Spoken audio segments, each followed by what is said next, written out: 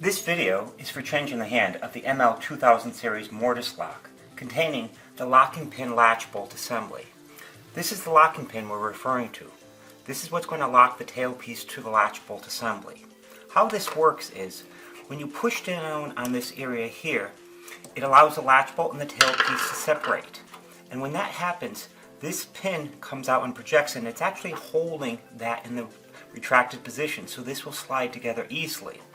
And then when this is pushed back into the lock and it hits against the back of the lock case, it hits the pin, locking it together, and now the latch bolt and the tailpiece are secure. Taking a look at how this is done inside of the lock body, once again you're going to push in the latch bolt and you're going to be pushing down on this little tab right here. When you push down on that little tab there, it allows the two to separate. So now I'm going to take this, and I always find it's best to take care of this little tab first, because if I push on this little tab right here, the latch bolt's just going to pop right out.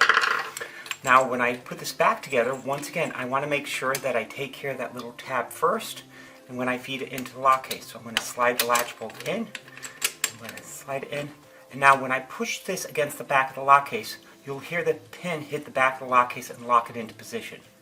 Take a listen. Now the latch bolt is firmly attached to the lock case, and you've just changed the hand of the lock body. The final step in changing the hand of the lock body is which side is going to be the lock side. This red screw always represents the lock side or the exterior side of the door. So this would be the lock side of the door. To change the hand of this, all you would have to do is unscrew this red screw. Take the red screw out completely. You're going to flip the lock body over, and it's just going to be screwed into the other side, just like this. And then once you've screwed this into the other side completely and firmly, this is now going to be the exterior side or the lock side of the door. Now you've just changed the hand of the ML2000 series lock completely.